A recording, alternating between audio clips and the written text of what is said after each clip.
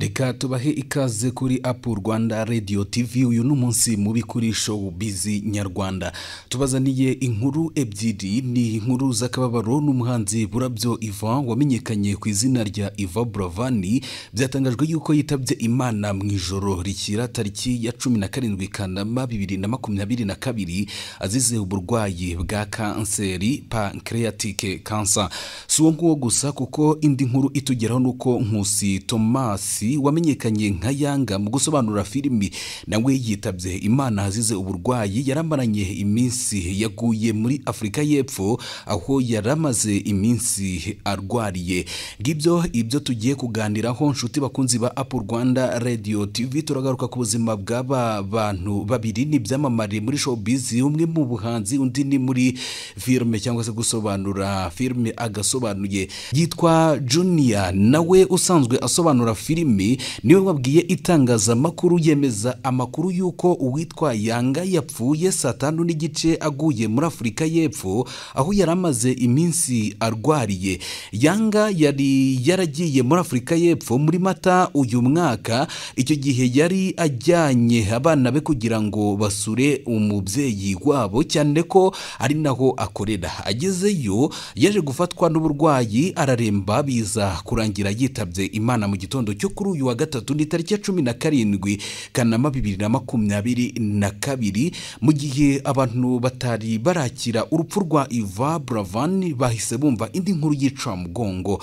Yanga yatangiye gusobanura filimi afite imyaka 17. Ahangaha yigaga mu mashuri yisumbuye. Ni mu kiganiro yigeze kugirana n'itangazamakuru yavuze ko byaturutse ku mateka ye kuko akiri umwana aho babaga muri Uganda bari baturanye n'abakoraga uyu mwuga wo gusobanura filimi ariko mu Kigande.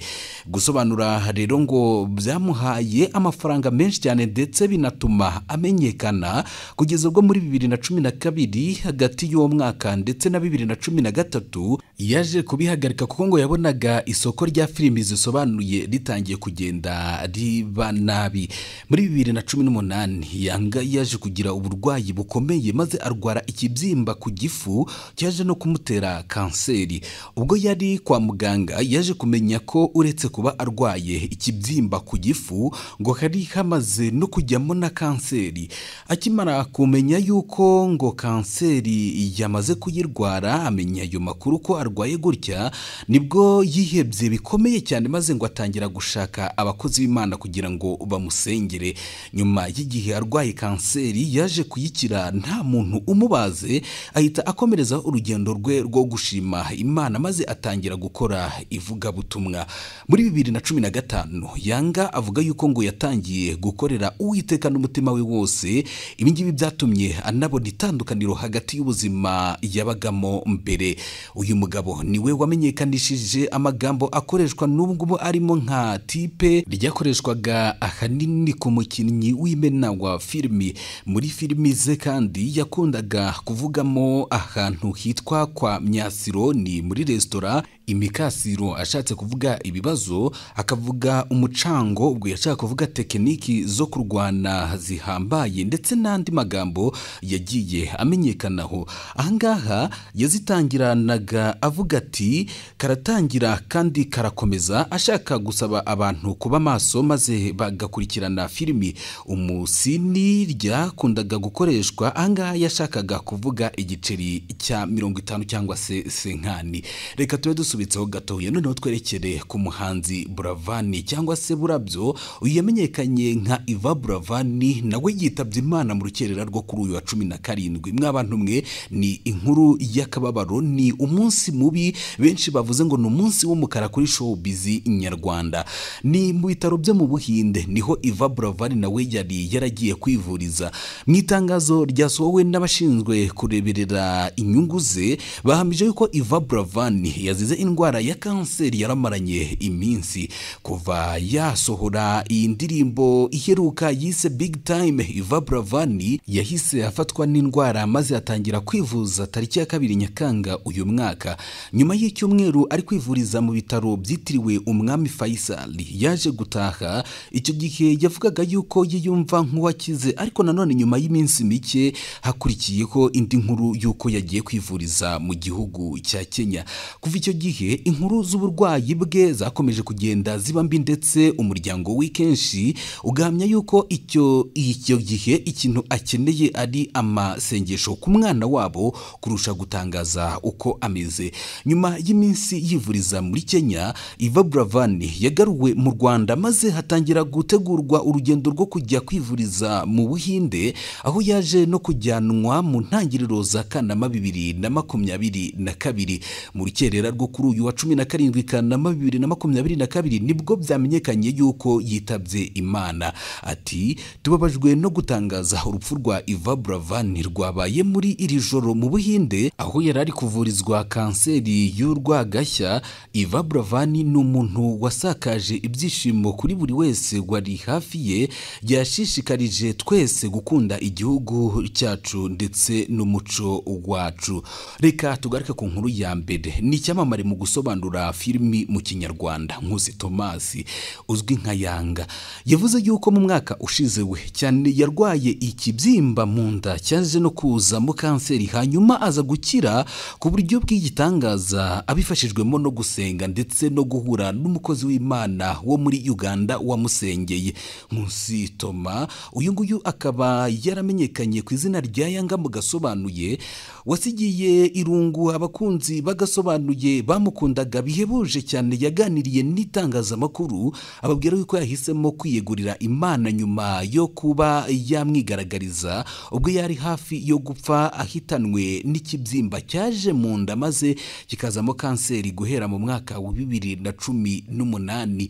Yanga yavuze ko yatangiye gusobanura mu mwaka w'2000 ubwo yari afite imyaka 18, hanyuma Imana imuha igikundiro kidasanzwe cyatumye benshi cyane mu Banyarwanda babyiruka nyuma ya jenoside yakorewe Abatutsi 1994, ndetse n'abakuze icyo gihe baramukunze bihebuje. Yavuze yuko The One Video Library yamamaye yari kompanyi y'agasobanuye ye bwite. Yanga akaba yaravuze yuko ubu burwayi bwamufataga akumva arimo gushya cyane mu nda, gusa ngo yaje no kujya ku bitaro bimwe maze bamuha ibinini yanywaga maze hagatuza, ariko nanone hakongera hakaza kumurya maze yakongera kunywa iyi nzoga agashya cyane mu nda. Mu ntangiriro za 2019 nibwo Yanga yagiye kwa muganga maze bamupimye basanga amaraso ari kumushiramo mu mubiri, ndetse ngo yanasigaranye make cyane ku buryo ngo muganga wamupimye yagize ubwoba yari gutwara imodoka yagera mu muhanda maze akagagara, bikaba byanamuviramo kuba yakora impanuka maze agahita ahasiga ubuzima. Ageze muri Afurika y'Epfo, Yanga bamuhaye imiti ya chemotherapy ihabwa abarwayi ba kanseri, aho yagombaga gufata 3 maze akabona kubagwa. Gusa ngo yatangiye kuremba kubera ingaruka z'imiti cyane ko ngo bamubwiraga yuko ngo agomba kubagwa maze bakamukuramo igifu. Ngibyo byinshi byagiye bitangazwa kuri uyu mugabo Yanga. Yavuze yuko ngo yahisemo kuza mu Rwanda kuhashakira visa imugeza muri Nigeria kugira ngo ahure na TB Joshua, ariko nanone ngo Imana yahise itangira kumubonekera. Yanga yaratuye mu karere ka Bugesera. Yavuze yuko nyuma y'ibi byose ngo byamubayeho yafashe umwanzuro w'uko atazigera na rimwe atenguha Imana yamukijije, ndetse yibutsa abantu yuko ururimi rw'umuntu rurimo agakiza cyangwa se urupfu, ariyo mpamvu arukoresha neza abona imbuto y'umugisha ituruka kuri rwo. Hanyuma uwamenyekanye nka Buravan we ababyeyi be bamwise Dushime Burabyo Ivan, yavutse tariki ya 27 Mata 1995, n'undi bucura mu muryango w'abana batatu, akaba mu byara w'umuhanzikazi witwa Sini. Buravan yavutse mu 1995, avukira igikondo, se yitwa Burabyo Michel, naho nyina akitwa Uwikunda Elizabeth. Ni bucura mu muryango. Amashuri abanza akaba yarayize igikondo ku kigo cya Le Petit Prince, ayisumbuye akaba yarakomereje muri Ami de des enfants na la Colombière. Yahise akomereza muri kaminuza y'u Rwanda muri koleji yigisha ubucuruzi ndetse itumanaho n'ikorana buhanga. Indirimbo zitandukanye yamenyekanyemo, yakoze cyane iyitwa Urwo Ngukunda yahuriyemo na Ankostin, nyuma aza gukurikizaho Marayika yahogoje imitima y'abakunda umuziki nyarwanda. Ariko yari yarawutangiye muri 2009 akiri muto cyane, yari afite imyaka 14. Umuziki nk'umwuga akaba yarawutangiye ku mugaragaro muri 2016. Abanyarwanda nabo maze baramukunda, bakimara kumwumva baze bamwakirana yombi.